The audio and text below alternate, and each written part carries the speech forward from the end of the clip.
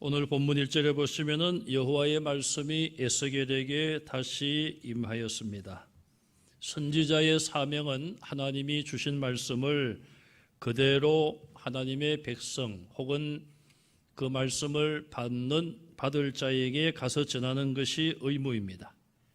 오늘 본문 말씀에 보시면은 첫째로 하나님의 말씀을 받는 대상자들이 나옵니다. 본문 2절에 보시면은 에스겔이 지금 전해야 될 이 하나님의 계시의 말씀을 받을 대상자는 첫째로 예루살렘으로 나와 있습니다. 예루살렘은 어떤 곳입니까? 이스라엘 백성들의 삶의 중심지예요. 신앙생활의 중심지입니다. 신앙과 종교, 정치, 사회의 중심지가 예루살렘이었습니다. 우리나라로 말하면은 서울이라고 볼 수 있죠. 서울과 수도권, 우리 문산도 수도권이죠. 서울에서 1시간만 차를 타고 오면 올 수 있으니까 수도권 인구가 우리나라의 거의 절반이에요. 그래서 이 예루살렘도 마찬가지 위치를 그 당시에 가지고 있었습니다. 그래서 이 예루살렘은 이스라엘의 대표 수도요, 대표적인 도시의 이름이었지만 남쪽 유다를 대표하는 이름으로도 불렸습니다. 예루살렘아 그러면은 남쪽 유다 백성들 전체를 의미하기도 했습니다. 또 더 나아가서 남북을 합친 이스라엘 나라 전체를 상징하는 이름이기도 합니다. 요한계시록 21장 22장에 가서 보시면은 새 예루살렘이라 그런 말씀이 나오죠. 천국을 새 예루살렘, 그렇게 예루살렘을 비유해서 지칭하고 있음을 볼 수가 있습니다.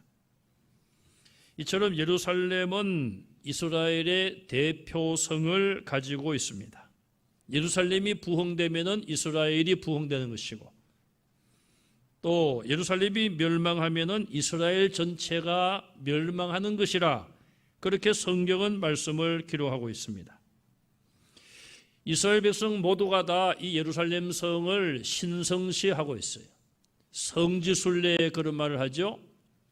여러 종교들이 자기들 나름대로 성지를 정하고 세계 여러 나라 신도들이 그 종교에 따라서 성지를 순례하고 하죠. 이스라엘 백성들은 여러 주변 나라에 외국에 흩어져 살고 있는 민족이 많았는데 그들이 절기 때가 되면은 그 먼 길을 와서 예루살렘에 와서 하나님을 예배하는 순례의 길을 기꺼이 그들은 왔습니다. 바로 그 구별된 성, 거룩한 성 예루살렘을 향한 하나님의 심판의 메시지가 에스겔을 통하여 이제 전파되고 있습니다. 두 번째, 이 말씀을 받는 대상은 성소라 그렇게 말씀을 하고 있습니다. 성소를 향하여 소리내어 에스겔이 큰 소리로 성소를 향하여 외치라 그렇게 말하고 있어요. 자, 이 성소는 하나의 장소예요. 예루살렘은 하나의 도시, 도성이고 이 성소는 성전 안에 있는 한 장소가 성소죠. 구약의 성막이나 또 성전에 보면은 성소, 성막, 성전 안에 성소가 있고 또 지성소가 있습니다. 그래서 이 성소와 지성소를 가로막았던 그런 천막 같은 것이 있었습니다. 우리 한국교회도 한 30-40년 전만 하더라도 교회에서 많이 볼 수 있는 게 벽 뒤에 우단 같은 것으로 만든, 천으로 만든 그런 것이 쳐져 있었습니다. 물론 이 벽 색깔이 좀 적당치 않아서 배경을 위하여서 그렇게 쳐놨다고 생각을 합니다. 그런데 옛날 성막이나 성전 안에는 그런 의미가 아니라 성소와 지성소를 구분하는 휘장이 쳐져 있습니다. 그리고 그 성소에서 휘장을 열고 지성소로 들어가는데 그 지성소 안에는 제사장이라 할지라도 들어갈 수가 없었어요. 대제사장, 그 해에 이스라엘을 대표하는, 제사장을 대표하는 대제사장 한 사람만이 1년의 7월 15일 날 단 하루 그 안에 들어갔습니다.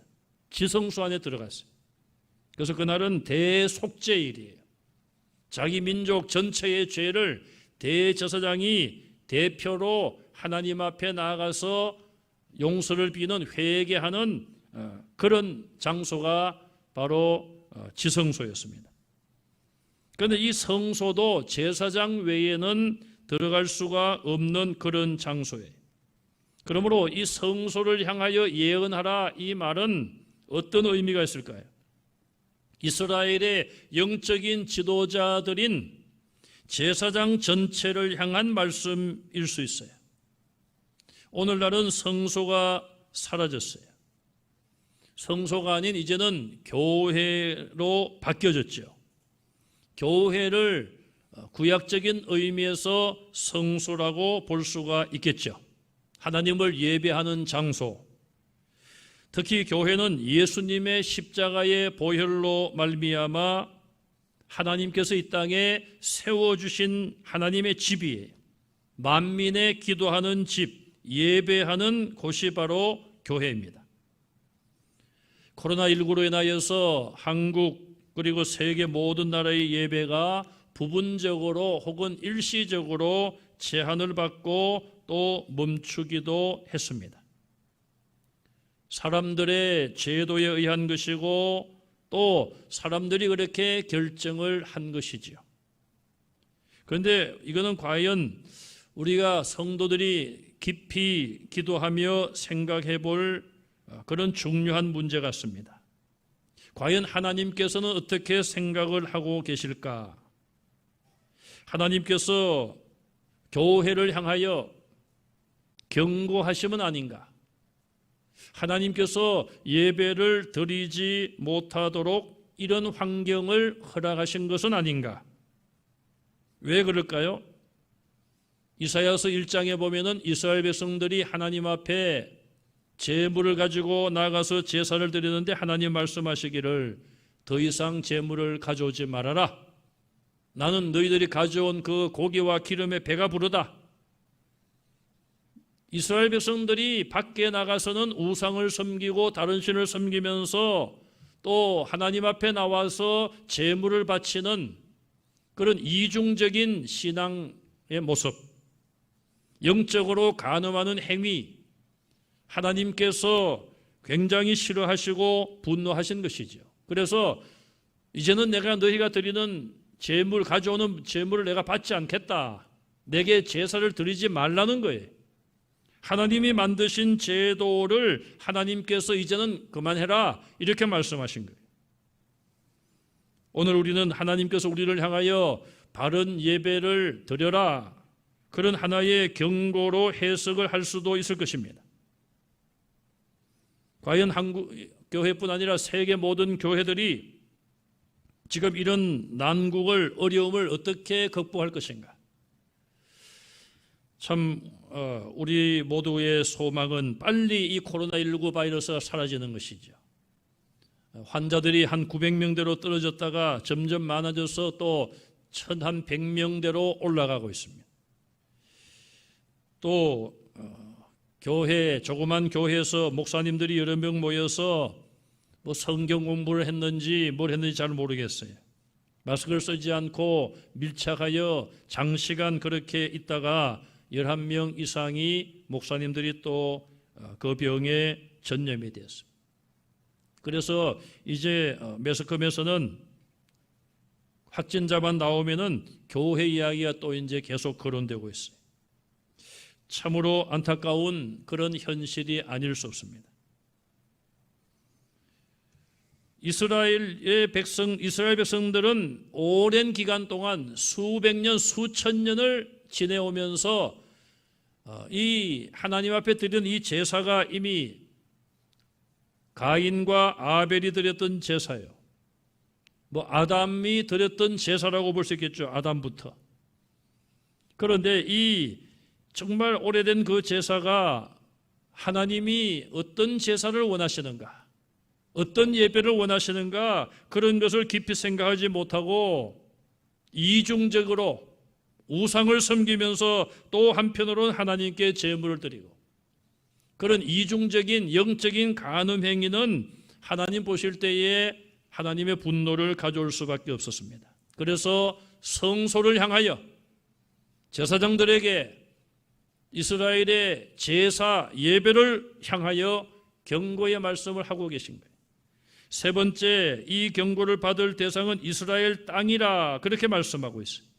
이스라엘이란 나라 전체, 가나안 땅, 지금 팔레스타인이라고 그러죠. 팔레스타인 그 모든 지역에 살고 있었던 하나님의 택함 받은 이스라엘 백성들 전체를 향하여 하나님께서 에스겔에게 말씀을 선포하라고 말하고 있습니다. 하나님의 말씀은 모든 사람들이 들어야 될 생명의 말씀, 진리의 말씀이에요. 중세 유럽 교회는 성경을 가르치지 않았습니다. 그 당시에는 인쇄술이 발달되지 아니하여 성경책을 지금처럼 인쇄할 수가 없어서 성경책 자체가 흔하지가 않았습니다. 시골 교회는 성경책도 하나 없이 그냥 신부들이, 사제들이 예배를 주관하기도 했고, 성경을 읽는 대신에 교황의 가르침을 낭독하기도 했습니다. 이처럼 성경도 없고 성경이 있어도 그냥 하나의 장식물로만 있었고 성경을 가르치지 않았습니다. 그 결과는 교회의 부패였습니다. 하나님의 말씀은 하나님 백성들에게 반드시 선포되고 가르쳐져야 되고, 하나님의 백성들은 하나님의 말씀을 듣고 또 그 말씀을 묵상하며 그 말씀대로 실천하는 삶을 살 때에 하나님과 교제할 수 있으며 하나님이 주시는 큰 은혜를 받을 수 있습니다. 그러나 이스라엘 땅에 살고 있었던 하나님의 백성들은 그런 삶을 살지 않았습니다. 그들은 어려서부터 율법에 대하여 배웠고 들었고 암송까지 하고 또 적어서 눈에 잘 보이는 곳에 몸에 간직을 하고 다녔습니다. 그러나 성경을 아무리 잘 알고 성경 말씀을 외운다 할지라도 그 말씀대로 살지 않는 그런 모습을 하나님이 다 보고 알고 계셨던 것이죠. 자, 이제 그들을 향한 하나님의 말씀, 에스겔의 예언의 내용은 무엇입니까? 3절에 보시면 하나님께서 이스라엘을 대적으로 삼으시고 하나님께서 칼집에서 칼을 빼서 그들을 치신다, 이렇게 말씀하고 있어요. 자, 이 경고가 무서운 이유는 하나님께서 친히 칼을 빼신다는 거예요. 또 칼을 빼셨으면은 빨리 꽂으시면은 칼의 심판이 빨리 끝나는데, 오늘 본문에 보시면은 빼어진 그 칼은 칼집에 들어가지 않는다, 그렇게 하나님께서 말씀하고 있습니다. 이것은 하나님의 심판이 상당히 오랫동안 지속될 것이고, 그 하나님의 심판으로 많은 사람들이 죄에 대한 형벌을 피할 수 없다는 것을 경고하고 있습니다. 칼은 전쟁을 상징하고 있습니다. 전쟁으로 인하여 이스라엘 백성들이, 많은 사람들이 피 흘려 죽을 것을 예고하고 있습니다. 또 이번에 경고되는 이 하나님의 이 심판 전쟁은 의인과 악인의 구분이 없이, 의인은 하나님이 보호하시고 악인을 죽이시는 것이 아니라 의인, 악인 구분 없이 하나님께서 죽이신다는 말씀이에요. 4절과 5절에 보면은 그 말씀이 반복되어 나오고 있습니다. 모든 육체를 치시고 남에서부터 북쪽까지 모든 나라에, 이스라엘 전국에 걸쳐서 전쟁으로 인하여 많은 사람들이 희생당할 것을 경고하고 있습니다.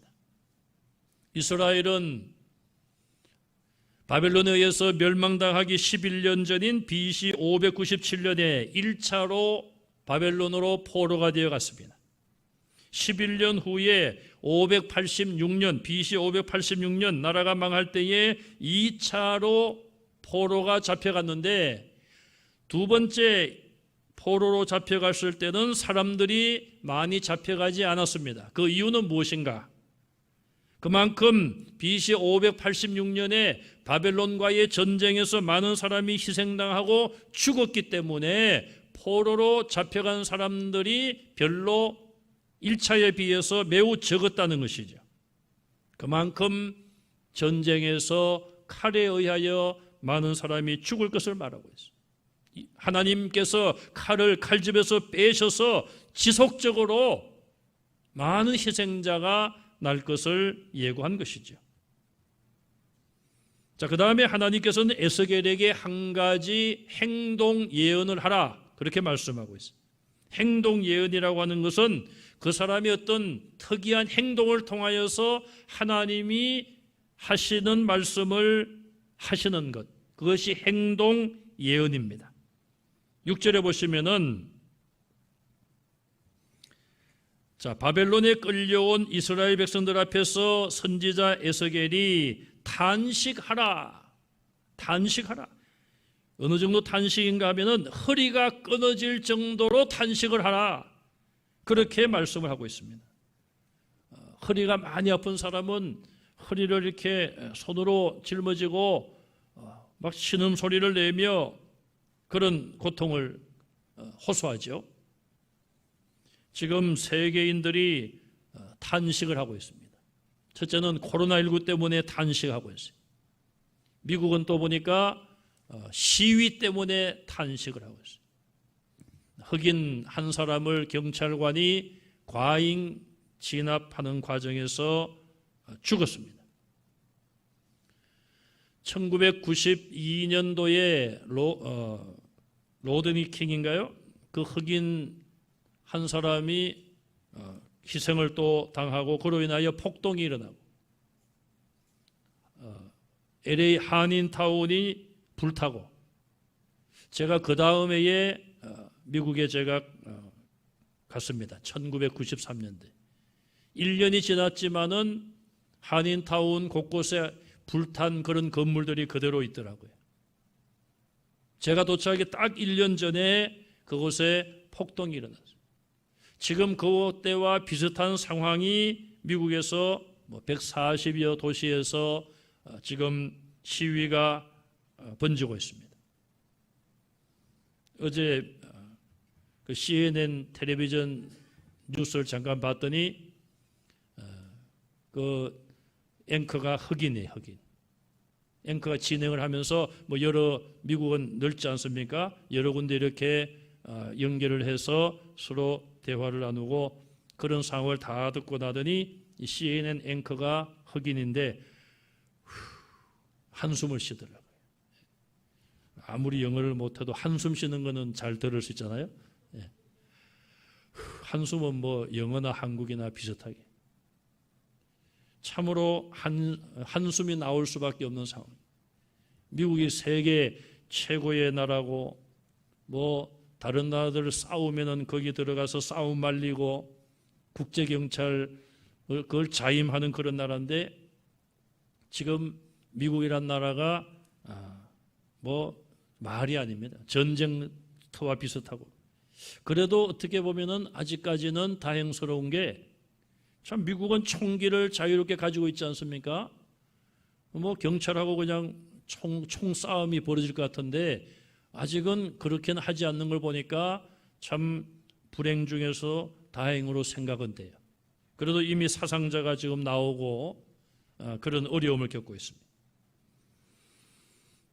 정말 이 탄식 소리, 선지자 에스겔이 바벨론에 온 사람들 앞에서 허리가 끊어지는 듯한 그런 탄식을 하라. 이게 하나님께서 에스겔에 주신 행동 예언이에요. 자, 그러면 물을 거 아닙니까? 자기 동족들이 아니 에스겔 당신 도대체 왜 그렇게 죽을 세상을 만난 듯이 땅이 꺼져라 탄식하는 겁니까? 그러면은 이 에스겔은 이렇게 대답을 하는 것입니다. 보라, 재앙이 다가온다는 소문 때문이라. 재앙이 다가온다는 소문 때문에 내가 지금 이렇게 단식한다 그 말이에요. 그런데 이것이 그냥 헛소문으로 끝나면 얼마나 좋겠습니까?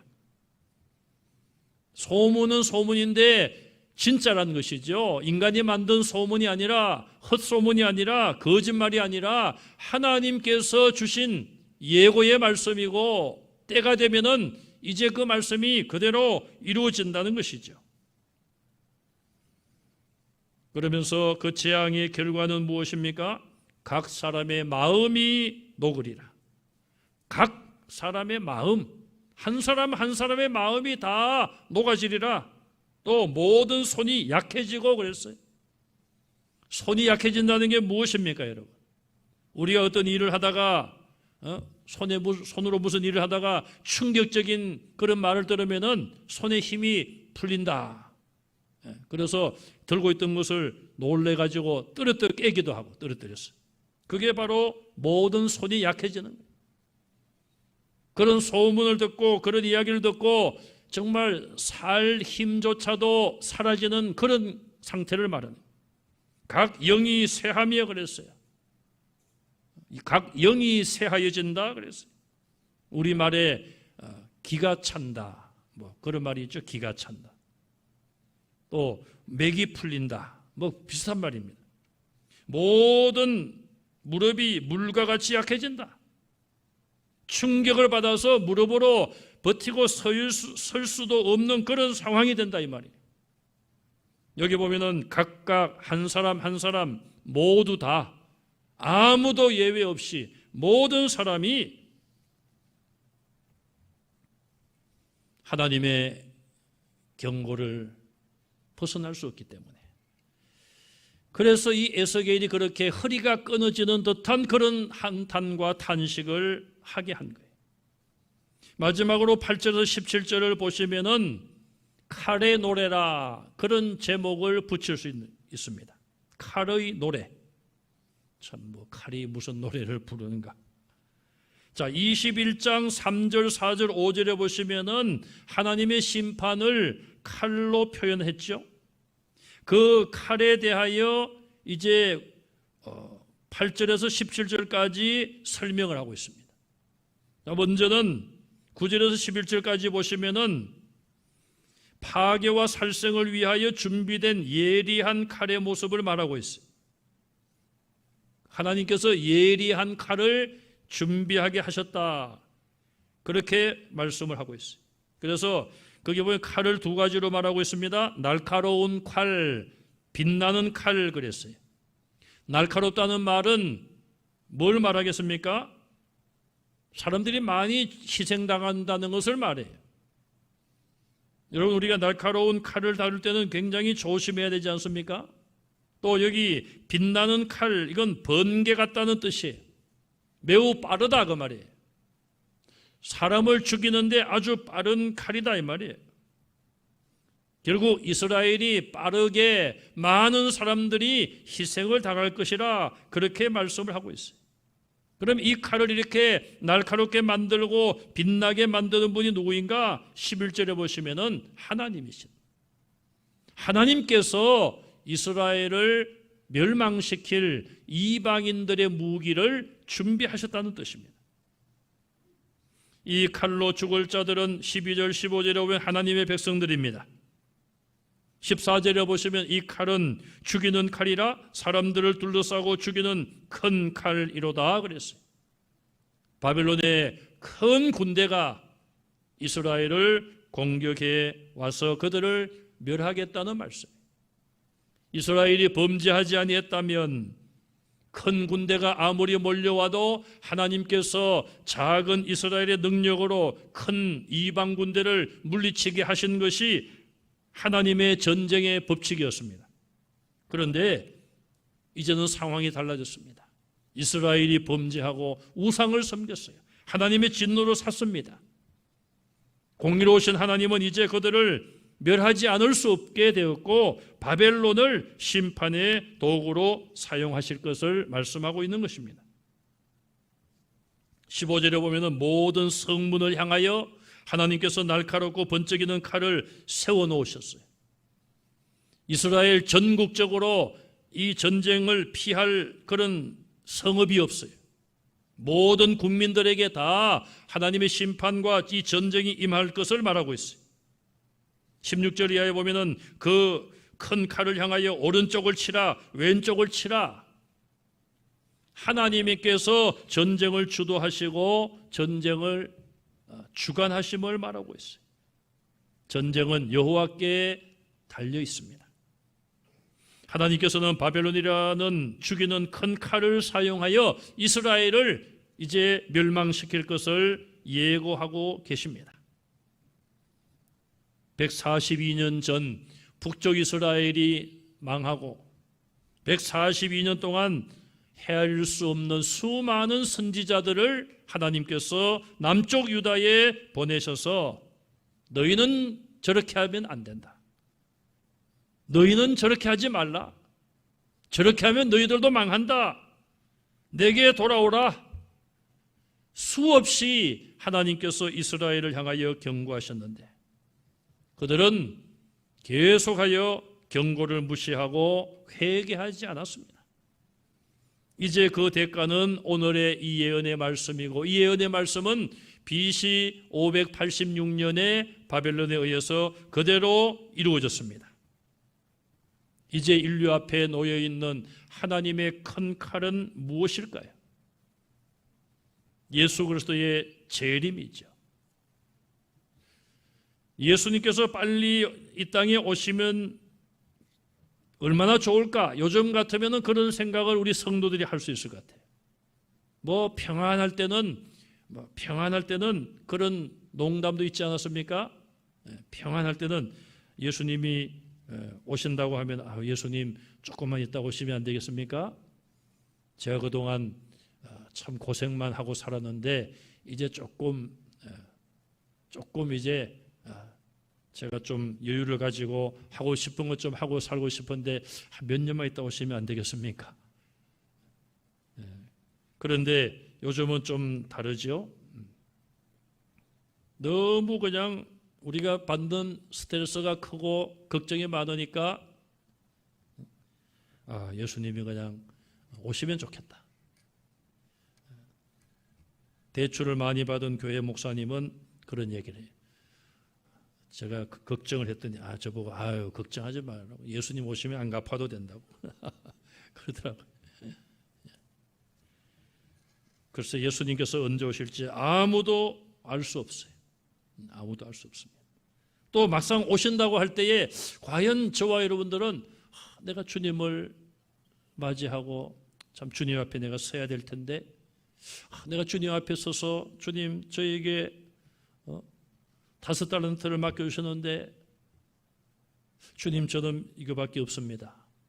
주님께 내어놓고 우리가 결산을 해야 될 텐데 과연 우리가 얼마나 많은 분들이 자신 있게 주님을 만날 수 있을까? 참 주님께서 오셔도 걱정이고 요즘은 또 안 오셔도 그냥 주님 그냥 너무 힘듭니다. 차라리 오십시오. 자, 우리는 예수님이 언제 오시든 간에 사실은 제가 늘 강조하는 게 가장 궁극적인 심판은 예수님의 재림이죠. 그런데 우리는 그날은 알 수 없어요. 또 한 가지 우리가 알 수 없는 것은 우리 인생의 마지막 순간을 알 수 없어요. 우리는.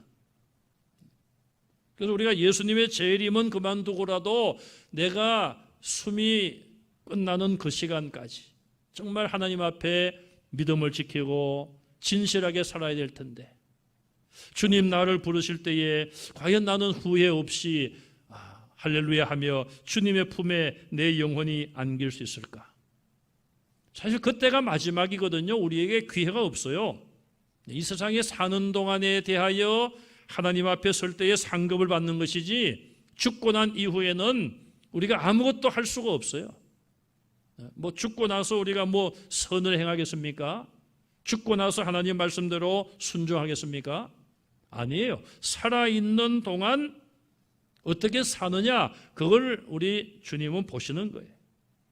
이스라엘 백성들도 그러했습니다. 그들이 살아있는 동안 우상을 멀리하고 정말 하나님을 진정으로 예배하는 것, 그걸 하나님이 보시고 그걸 기대하는 것이지, 뭐 그들이 죽고 나서야 뭘 하겠습니까? 아무것도 할 수 없는 거예요. 그렇게 못 살았기 때문에 하나님께서 바벨론을 심판의 도구로 죽이는 큰 칼을 예비하시고 사랑하는 하나님의 백성들을 그 칼에 의하여 피 흘려 죽게 하신 거예요. 하나님 보실 때에 알고 긴 성도들이 되시기를 간절히 바랍니다.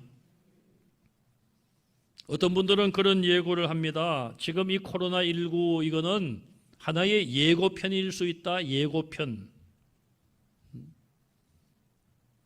이거는 부분적이다 이 말이에요. 우리는 막 이것 때문에 그냥 죽을 것 같고 그냥 사람들이 힘들어하는데 이거는 예고편이다. 그 말은 무슨 말입니까? 앞으로 더 어렵고 힘든 그런 일들이 우리 앞에 올 수 있다.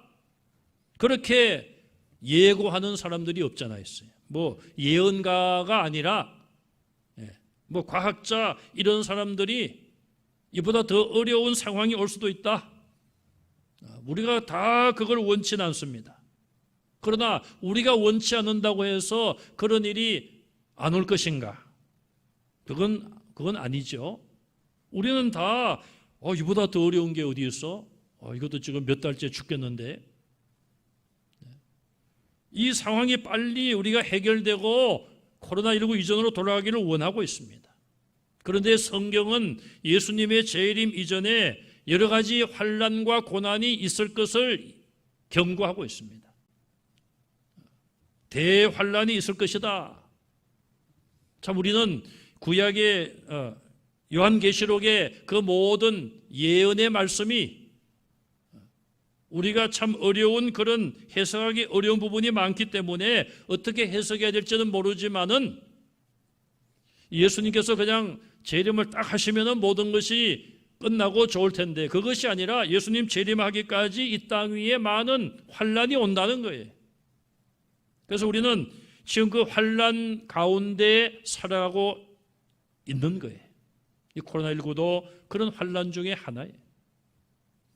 우리가 이런 어려운 가운데서도 하나님의 말씀을 힘써 지키고 말씀에 순종하여 심판주로 오실 주님 앞에 우리가 마지막까지 설 수 있는 우리 성도들이 다 되시기를 주님의 이름으로 축원합니다.